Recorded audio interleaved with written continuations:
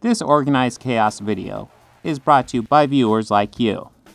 Thank you.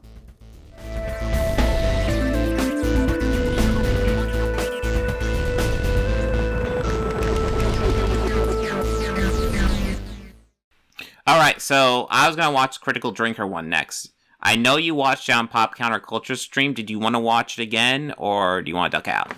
I'm quite happy to watch it again. Because, okay. I watched it as a third party, so I didn't really get the chance to delve into his idiocy. Mm-hmm. Happy for you to take the lead on that one, but there are some cultural points that he makes that I think I can talk about. Okay. Stupid people. Politics to music to YouTube, everywhere you look you're confronted by vapid, brain-dead morons dispensing their unwanted and uninformed opinions like mentally challenged Delphic oracles. But truly, nowhere in this fair land has a higher preponderance of stupid people than modern-day Hollywood, basically the epicenter of all things idiotic. Girls and boys can both identify with a male lead. Jess, we have to go back to this Jennifer Lawrence interview because we don't have any original content. Boys cannot identify with a female lead. Oh, absolutely. So I suppose it's kind of appropriate. I mean, he didn't even cut to the stupid thing she said. What she was saying was actually accurate. Like, lots of Hollywood types feel that women can identify with a male lead better than men can identify with a female lead. And yeah, I think that's a good thing to try to break people of. And isn't this the point they make all the time as well, that Hollywood is robbing them of their strong male leads and replacing them with women? Yeah, even though there's still plenty of male leads, guys. Come on. That we should find ourselves confronted at last with Glass Onion, a glorious, vibrant, defiant celebration of all things moronic, made by a man who gleefully set out to burn one of cinema's most beloved IPs to the grounds. Tell me, how's that trilogy coming along, Ryan? But now that he's subverted Star Wars into oblivion, he's since turned his spherical cranium to the murder mystery genre, because that's what all truly smart people aspire to, don't you know? Now, this wasn't exactly heartening news for someone like myself. I don't even know what his point was there. Okay. No, I'm not. Is he saying that murder mysteries are stupid? There's a yeah. It seems like there's an indication there, and it's like, no, not at all. I guess that's the indication he's going for. Because us Brits have got a long and storied history when it comes to fictional detectives, from Sherlock Holmes to Hercule Poirot, Miss Marple, and the greatest sleuth of all, Lovejoy. Right. To explain to your American audience, who perhaps don't know who Lovejoy is, he doesn't investigate murders. It's a comedy drama, not a crime drama. He's an antique dealer that deals with antiques-related mysteries. So I don't know why he's been brought up as a potential punchline when there are much better silly detectives out there. I mean, I really don't understand what point he's making about the Brits doing crime fiction in any greater level than any other country either. No, there's definitely goofy detectives you could pull out. I mean, hell, I'm sure Mr. Bean's done a mystery. Come on. Anyway, his first effort, Knives Out, turned out to be an inexplicably successful whodunit, provided that you didn't mind the endless conveniences, plot contrivances, cliched one-note characters, and unbelievable series of coincidences that were basically the only thing holding the entire plot together. It was so a murder mystery. Okay. Silly, borderline incoherent movie dressed up in a shiny veneer of inventive respectability and elevated by a talented cast that were way better than the script actually deserved. And now he's back again to massage. So yeah, I think at this point they've just kind of decided they can't like anything Rian Johnson. That's what it seems like. Yeah, because I don't even remember them covering Knives Out when that came out. I think at that point they were all probably like, well, this is successful, so we can't have a go at this. And now they found an angle at which they can attack that which has been commercially and critically successful. Well, I mean, I think they're also kind of figuring out a lot of their audience doesn't even watch this stuff and just kind of waits for the videos on it. Yeah, maybe that's it. I mean, his own ego with Glass Onion, a star-studded sequel that continues the adventures of the preposterous detective Benoit Blanc, complete with foghorn leghorn accent and the most obnoxiously flamboyant wardrobe since Paul Feig stepped outside. I can't believe you think that real human beings are supposed to look like this, Ryan. Anyway, whatever. So the movie takes place on a secluded... There we go. Yeah, I was about ready to say, almost it's like it's part of his character and he's quirky. Yeah. Well, not just that, but he pointed to Sherlock Holmes, Poirot, and Miss Marple. Yeah. All idiosyncratic detectives. Mm-hmm. Poirot, famous for having a silly accent, part of his character. In the Peter Ustinov series, films that they did, which I'm pretty sure that Rian Johnson was heavily inspired by for this series, he dresses in silly outfits. He dresses flamboyantly. Mm-hmm. Even in the original stories, he is.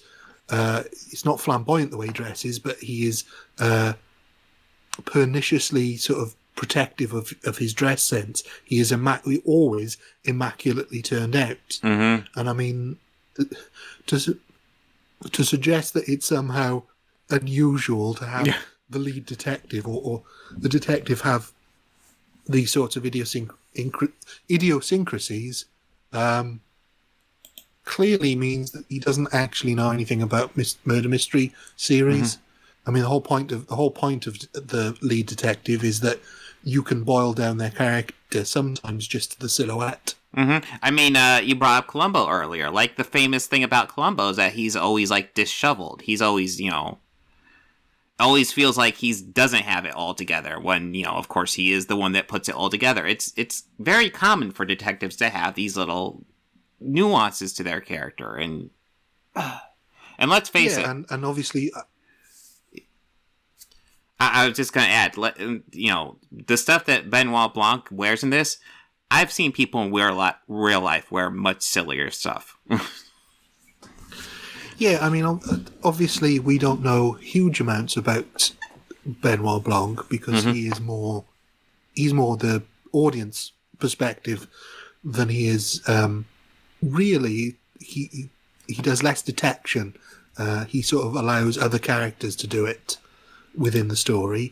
But the reason he dresses flamboyantly could either be a personal choice or, like you mentioned with Columbo, it could be a way of unsettling the people he's investigating. Making him think that he's a southern hick, basically. Mm-hmm.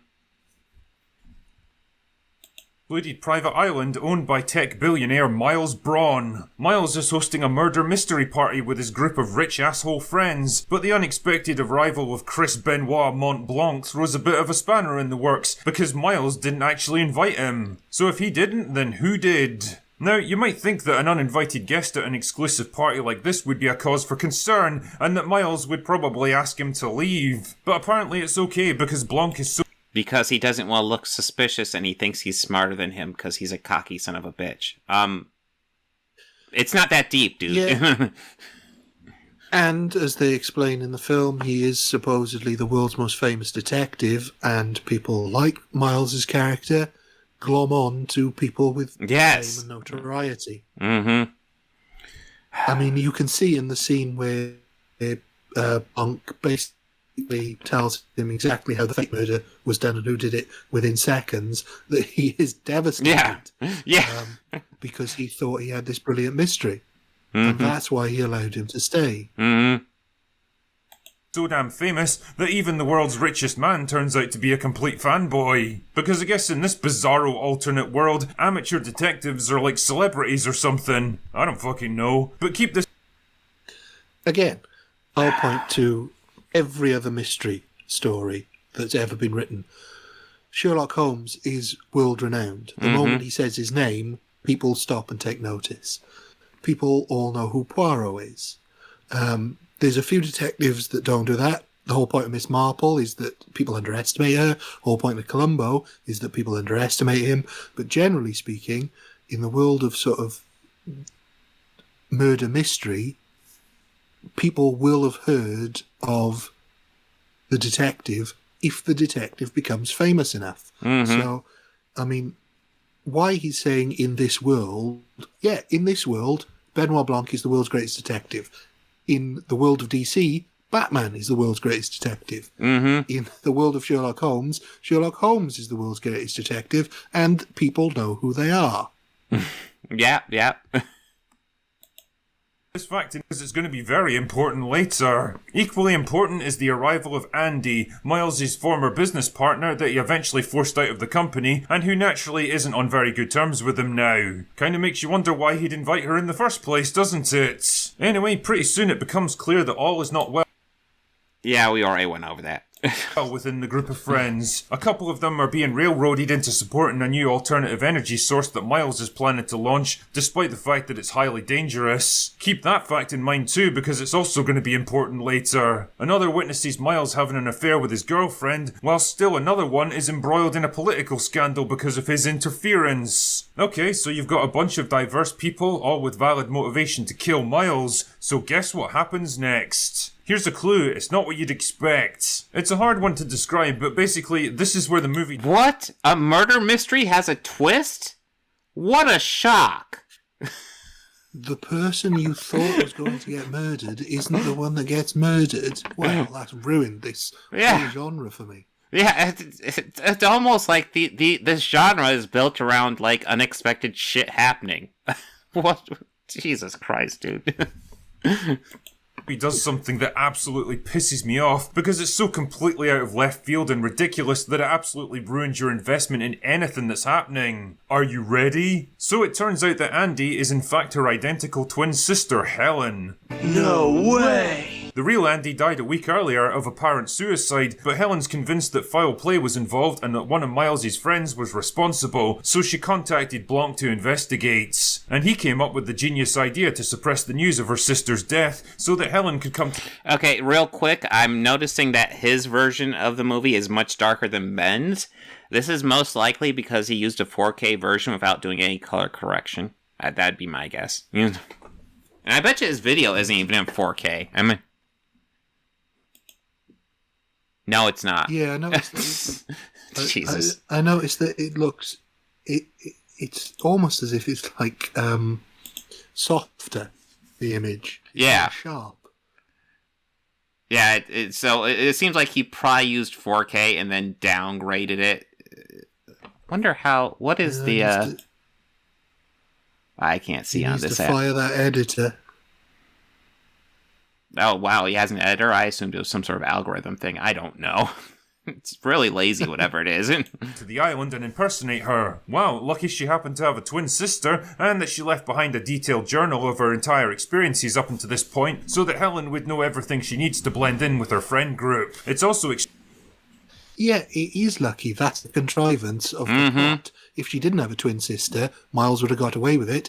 Benoit Blanc never would have been hired. Exactly. That's the whole point. And that is true. And again, that is true of all murder mysteries. Mm-hmm. If the person doing the detecting isn't a policeman, who they often aren't, if they aren't witness to or aren't contacted to be involved in the case, the person would have got away with it. Mm-hmm. I mean, this is just... Oh, it's so depressingly basic stuff. Yeah, that's always going to be the plot contrivance. Yeah. If the detective isn't there to investigate, the crime doesn't get solved. Well, what? There's a detective involved? Yeah, of course. Yeah. Extremely lucky that Blanc wasn't immediately turned away from the island when he tried to blag his way in, or that the killer didn't immediately try to take Helen out when he saw that the woman he apparently already killed was now alive and well. Particularly when that killer was the same guy who owns the fucking islands. Yeah, and... What? That was part of the plot. What? Dude. But did he think... Does he think that Miles would just kill her where as soon as she arrives in front of all those people? Yeah, no. Obviously, the whole point was that she shows up and it's going to throw whoever the killer is off his game. That was part of their strategy going into it. Yeah, like... and if any one of the people in that scene had been the killer, they didn't kill her on sight either, because that's a really, really bad idea. Yeah. Especially considering Benoit Blanc and the boat that dropped them off are still in view. I think that'll be the easiest case for Benoit Blanc to ever solve, I guess. Yeah, I guess so. Yeah. I mean, there is a point at which you could say that when she's on the island, he knows that she's not the real Andy, probably. Mm-hmm. We don't know for certain. I don't know if they established that he knows that Andy died. And as far as he's concerned, it could be the real Andy. Oh. As far as we're concerned. So, I mean, we don't know any of this stuff, but let's assume that he knows that's not the real Andy and he is planning to kill her at some point. He does that at the first opportunity he gets when he shoots her. Yeah. Well, Robert Hamilton just brought up a good point that he probably just grabbed clips off YouTube for this. Oh, wow. Yeah, I did wonder about that because there's a lot of repeating clips. I don't know if it's on a loop or if it is edited together, but yeah, there are a lot of clips that are coming up over and over again. In case you hadn't guessed already, Miles himself was Andy's killer, because it turns out that she was the one who came up with the original idea for his tech company, but he stole it and forced her out, bribing and blackmailing the others into supporting him in courts. And when Andy found a crucial piece of evidence and threatened to reveal it to the world, Miles killed her and hid the evidence away in his office, instead of, destroying it. Keep that in mind too. Yeah, Ben had the same argument. It's people don't always act logically. Shocker, I know. People like to keep trophies of shit, even if it makes them guilty of a crime. This isn't deep. Too, because it's also going to be important later. But it's all okay anyway, because then Helen uses a chunk of the new energy source to blow up the entire house with... Yeah, this doesn't have the color issue. He's probably just grabbing random clips. Herself and the others inside it, but somehow it doesn't kill any of them. And then all of Miles's friends turn against him, and they all celebrate at the end like this is some kind of epic win, conveniently ignoring the fact that they're all absolutely going to go to jail for perjury, attempted murder, concealing evidence, interfering with police investigations, extortion, bribery. Yes, but they can also quit hiding. They can just... Yeah, and they can all strike deals to make sure they get a conviction on a double murderer who's destroyed the Mona Lisa. Mm-hmm. Yeah, there's all types, like, no matter what, even if the worst case scenario, like, at least now they can move on to the next step of their lives, and they don't have to worry about hiding this shit. No, they sort of extricate themselves from the blackmail. Mm-hmm. It genuinely undermines my faith in humanity that a lot of people out there consider this film a smart, well-made movie. The only way I can rationalise it is that just like Steve Jobs, Rian Johnson seems to have some kind of reality distortion field around him and his work, somehow convincing people that he's this crazy auteur genius, cleverly subverting entire genre tropes to tell a fascinatingly original story. In reality, Glass Onion is like a Ferrari chassis wrapped around a Ford Escort. On the surface, it seems like this complex, multi-layered mystery plot that gives up a little bit more information as each layer is unravelled, but the truth is that it's nothing but the flashy veneer of intelligence with nothing lying beneath. The story at the heart of Glass Onion is so... sorry. Yeah, riddled with... yeah. No, I was just gonna point out, like, we're seeing the same clips we saw before, but, like, now the color's better. I don't know what's going on. But what was your point? I just want to point out that what he described then, this complicated mystery with lots of layers that turns out to be just a easy, transparent story, yeah, that's a glass onion, pal. Mm-hmm. Yeah, that's the whole point. What a glass onion is, that is the metaphor from which the title comes. That it, on the surface, looks incredibly complicated, but you can see right through it. Mm-hmm. I mean, and it occurred to me that his point about why didn't he destroy the napkin, obviously you said people like to keep trophies, and the Mona Lisa just reminded me that priceless artworks get stolen quite regularly, really, when you consider you can't sell them. Mm-hmm. And so if you're somebody who steals or buys a stolen artwork, why would you do that when it's evidence of your crime? Because you want it. Yeah. And so he keeps the napkin because he doesn't think anybody's ever going to find it. Mm-hmm. Yeah, he doesn't even think anybody's ever going to go looking for it. He's the worst mixture. He's overconfident and he thinks he's a genius, but he's a dumbass. So yeah, of course he's going to keep it because, you know, nobody was smart enough to catch him, right?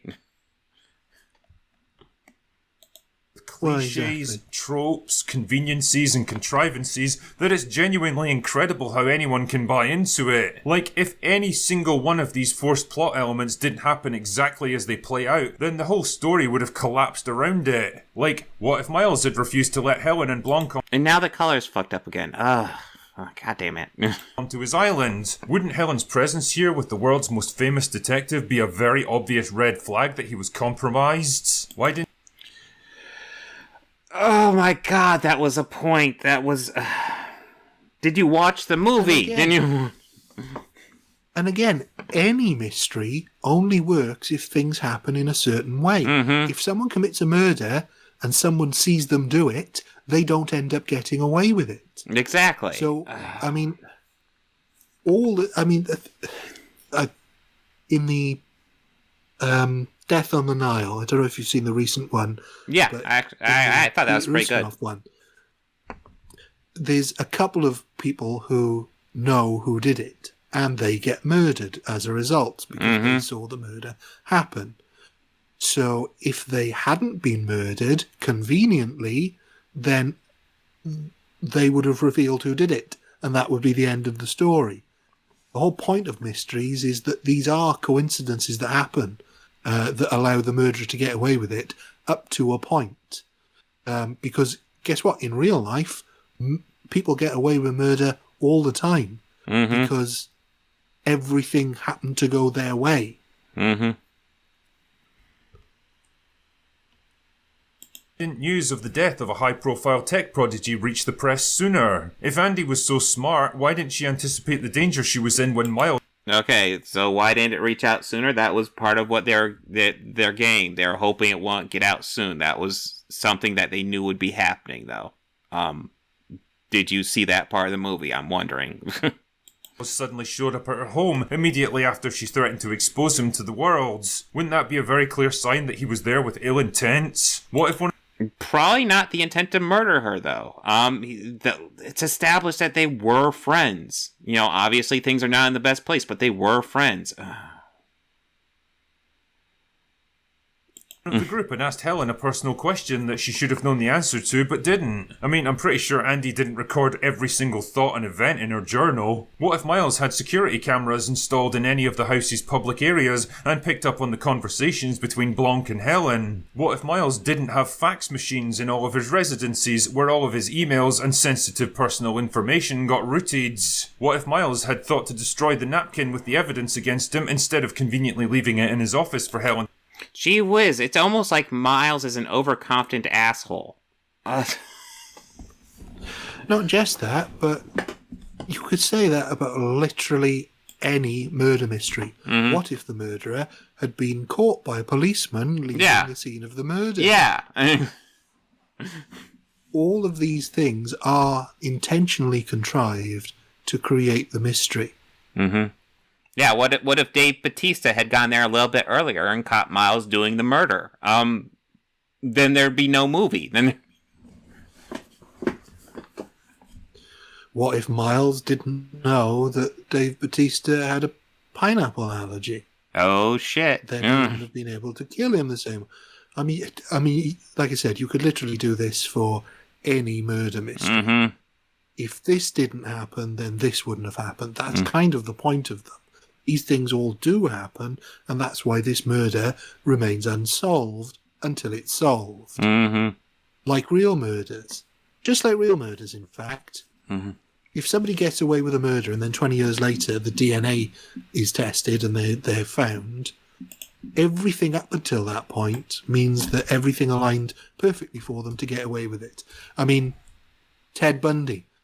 What if those two cops who were sent to help the kid who had escaped from Ted Bundy's house, hadn't given the kid back to Ted Bundy and instead investigated his house and why there was a kidnapped kid fleeing from it?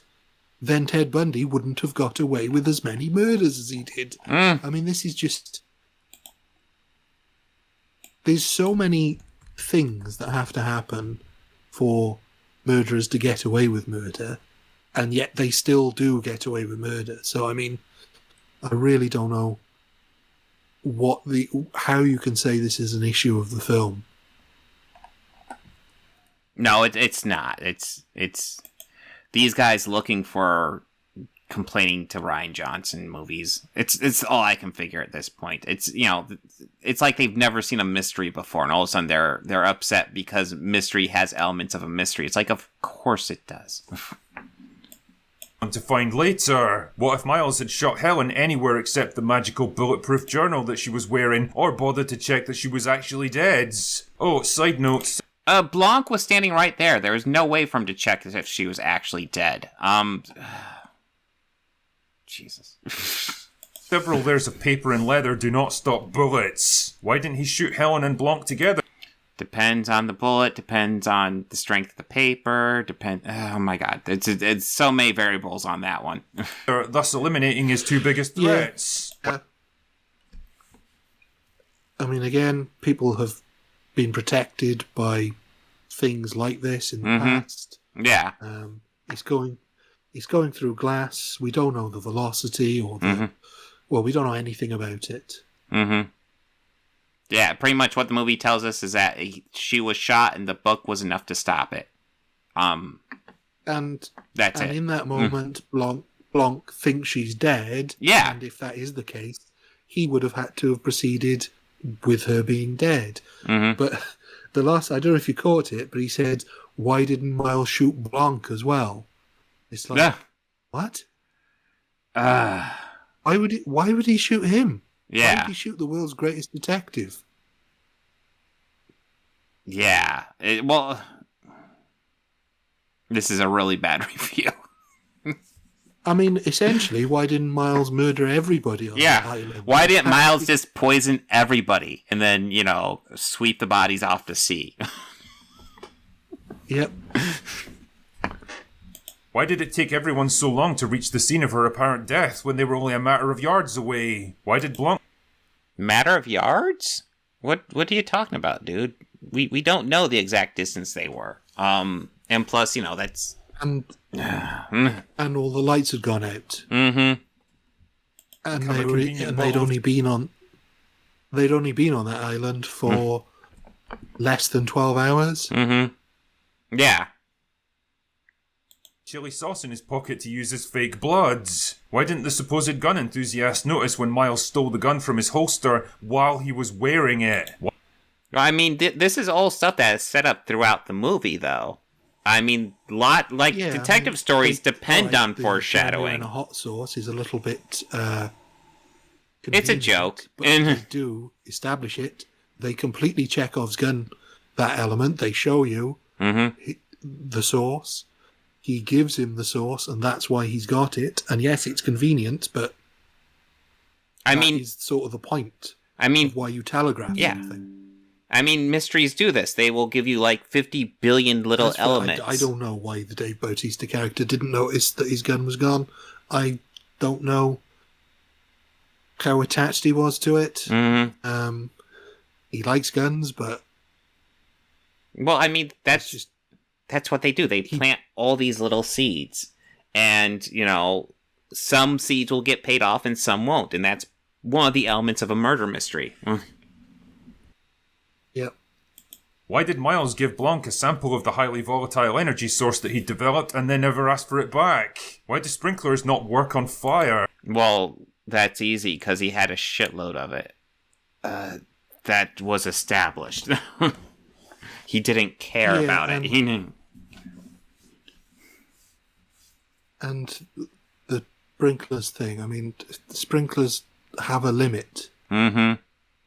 Oh, yeah, no, I mean, it depends on what they're trying to put out, but, like, water will only work on certain fires. I mean, when you get fire extinguishers, it will actually tell you what type of fires they'll be used to put out. I mean, that's how fires work. Why does an explosion powerful enough to level a building cause no harm to the people inside the building? The thing is, I know what the answer to all these questions. I mean, I know the answer to that one. We see what happens. The fire gets sucked up through the extraction fan into the glass onion, which is above them, not in the room they're in. Yeah. So that's why that blows up, but they don't. It doesn't level the building. It just blows up the glass onion bit, which we are shown is the room above. Mm-hmm. Yep. Is going to be because the film straight up spells it out to us. It's just dumb. That's right, folks. Everything in this script that doesn't make sense is Yes, the film mysteries typically spell out the ending, because that's what they do. because the people involved were just really stupid. Fuck. Honestly, I have never seen such a weak, pathetic attempt to excuse terrible writing in my life. It's on par with The Last Jedi defenders, who conveniently brush aside the film's massive gaps in logic and common sense by saying, it's just a film about space wizards, it doesn't have to make sense. Well, yeah, we gotta bring it back to The Last Jedi, because, you know, Rian Johnson, you know, we gotta get that jab in there, because that's related to this. Glass Onion isn't a space opera, it's a murder mystery, therefore it needs to make sense. The entire genre is predicated on the plot and character decisions making sense, and they absolutely don't here. People do... That's also not true. The whole murder mystery genre is fundamentally based on the mystery, and the characters do not have to do things that make sense. If they did, they wouldn't get caught. Yeah, no, it's... Yeah, human beings don't always do things that make sense. I mean, if you're I was gonna say if you're watching some sort of story or reading some sort of story where all the characters are making sense, it's probably not very well written because people aren't like that.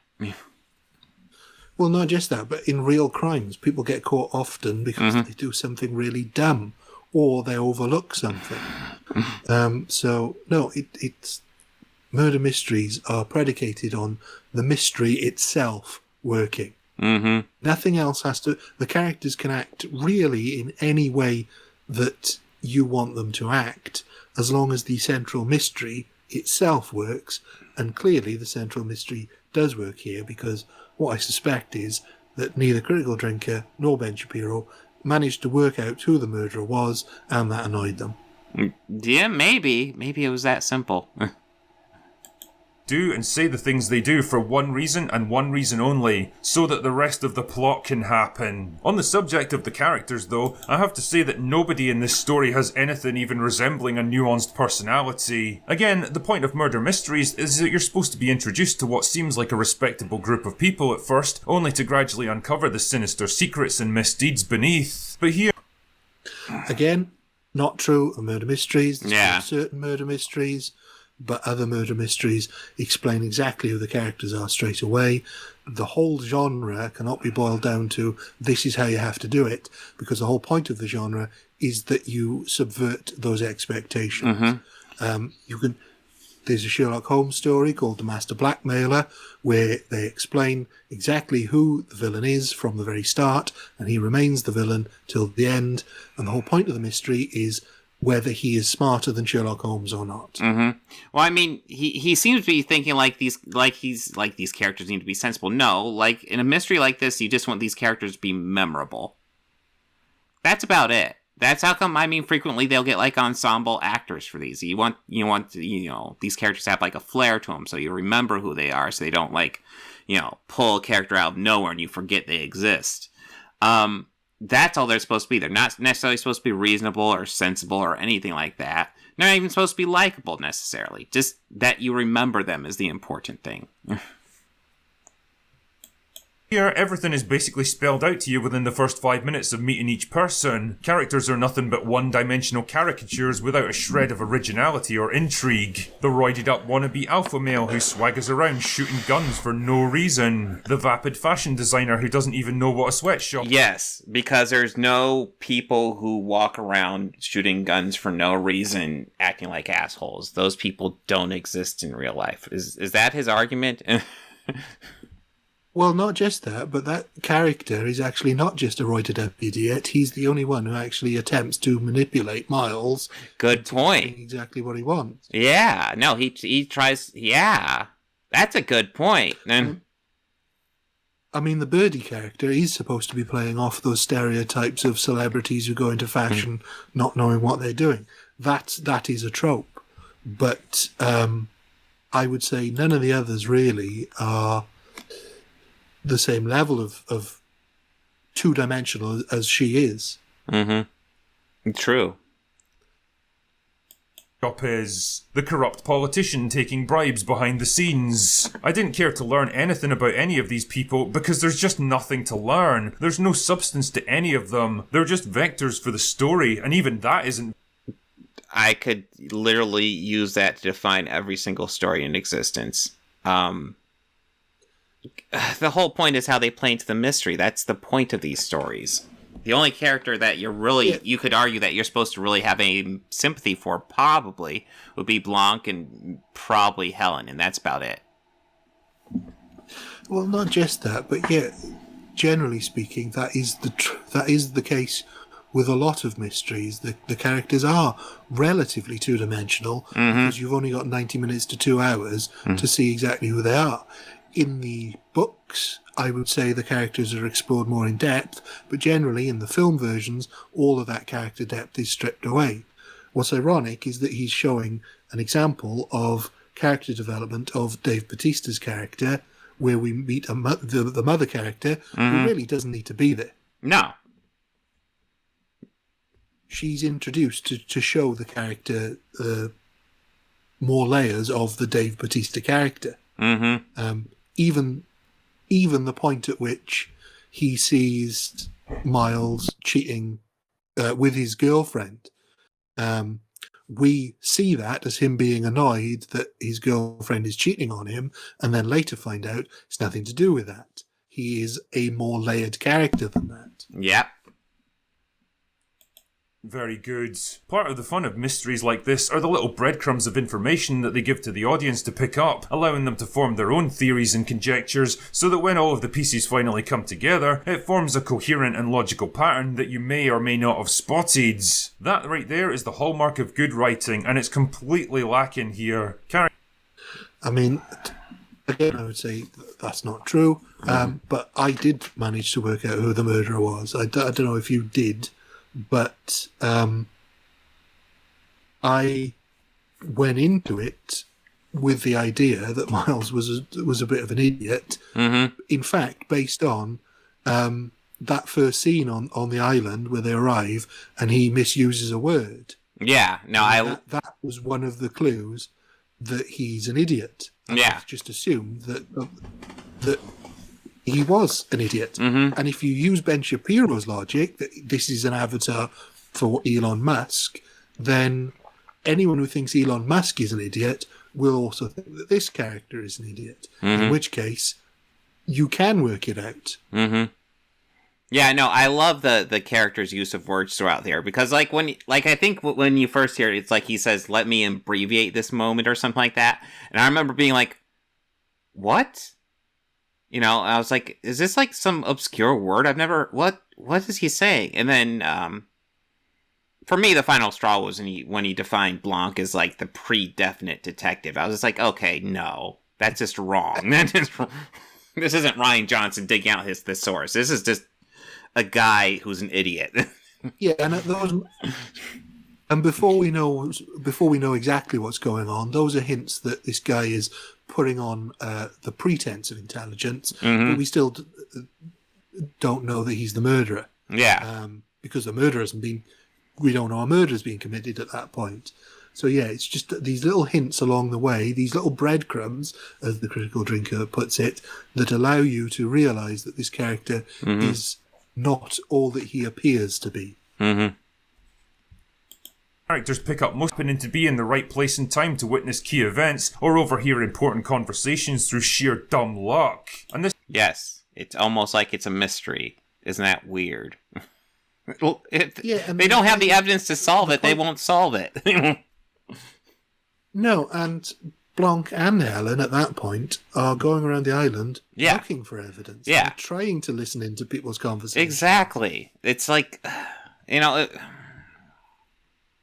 just, it's like they're not there by coincidence to overhear something. They're purposely misrepresenting the genre, I swear. This isn't even mentioning how Ryan blatantly rewrites previous events to show you what he wants you to see instead of what actually happens. Like this scene where Batista's watching his girlfriend supposedly having an affair with Miles only to be observed by Blanc. Now look at the later version of this exact same scene. Notice how Helen's been added in here when she totally should have been visible before. Stuff like It's almost like it's a murder mystery and it's showing you information as you go. Well, not just that, but that scene itself is selectively edited, or perhaps he couldn't find the clips on YouTube of it, where they show the original scene that we saw again, and then we see Helen up into frame. Yeah. Meaning that we're seeing a longer version of what happened until there's a noise that scares them both away. Mm-hmm. So, I mean, in the context of that full scene, Rian Johnson is not misrepresenting what he showed us the first time around. He is giving us greater context. Although, I would argue, there's nothing wrong with doing that. No. If you show something happening one way, and then you show it again happening another way, that doesn't make it a trick. No. Because, and again, I'll bring up Pulp Fiction. The diner scene in Pulp Fiction, Tim Roth's character says two different things. The two times we see him, he has two different sets of dialogue on purpose. So I guess by that logic, Pulp Fiction is a stupid film. Well, I mean, I guess to dive in deeper into it, the first time we see that scene, we're seeing it from Blanc's point of view. It's possible he didn't know Helen was right there because he wasn't looking right there. When we see it again, it's from Helen's point of view. So Helen would see Blanc there. That's... Yeah. I've got a feeling, though, the critical drinker thinks point of view means literally the camera as the character's eyes. Yeah, he probably does. He probably doesn't understand point of view past that. Like this is lazy and cheap, and it completely undermines the integrity of the story, because you know that Ryan's basically just rewriting his own rules to suit whatever he wants to happen at that particular moment. Watching Glass Onion is like watching someone... Hang on a minute, isn't that what storytelling is? Isn't that what writing is? Yeah, it is. Yeah, it's... Isn't this Glass Onion wouldn't have happened anyway? It's not real. It's not a documentary. Rian Johnson has purposely written it this way because that's what he wants to happen. No, it's kind of like what... Like, when it comes to movies, well, especially mysteries, but all stories, like, contrivances don't matter as long as you're enjoying it. That's the point. They just take you on this ride. But, like, I feel especially with mysteries, contrivances are just, like, par for the course. It will happen. As long as it makes sense for the characters in that moment, it's fine. And that's all stories, again. It's just such a weird thing. It's just such a weird way of framing it that he says these things only happen because the person who wrote the story wanted them to happen. Yeah, that's what story writing is. That's never played chess in their entire lives, trying to take on a grandmaster, making up new rules and moves as they go to support the mistaken belief that they actually know what they're doing. It's the ego-stroking pretentiousness of a filmmaker whose aspirations and self-belief far exceed his actual abilities, and it's an insult to a genre that deserves far better than this gaudy, superficial trash. It's just dumb! You said it, Matt LeBlanc.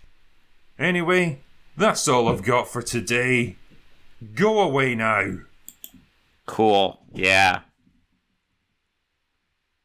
I mean, it's classic. It's classic reviewing a genre that the guy doesn't understand a thing about. Exactly. Pretends to know a lot about for his audience, because honestly,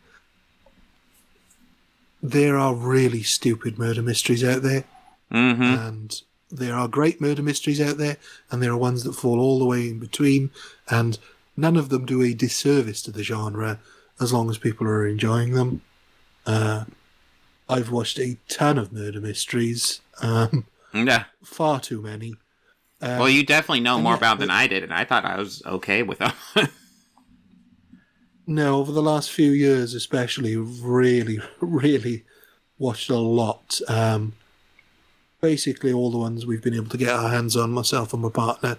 And yeah, some we wouldn't watch again, some we didn't finish. But Glass Onion is an enjoyable film that clearly everybody who watched it, for the most part, enjoyed, apart from a small percentage who didn't understand it. Yeah. Well, there's a murder mystery? What? It's almost like there are characters who are suspicious and died. What? Yeah, I think maybe the critical drinker should stick to bad-mouthing simpler films. Well, thanks for coming on and discussing this with me. How can people find you? Nothing But Media on YouTube, where I, funnily enough, review a lot of murder mysteries amongst films as well. I just put up a Sherlock Holmes review today that people can check out. But yeah, that's where I am. Nothing But Media. All right. Any projects coming up? Just my regular slate. I've got next Sunday I'll be putting up a Columbo review, and I'm working on the second part of my James Cameron review series, but I'm not sure exactly when they'll go up, but they'll go up soon. All right. Well, thank you for joining me on this. You know way more about this genre than I did, so it was nice having you on here. You added quite a bit. Thank you, Ryan. Thank you for having me on. I'm a big fan of the murder mystery genre, good and bad, for different reasons. And yeah, it's nice to see people who haven't got a clue pretending that they know what they're talking about. They're bad. Have a good one, man.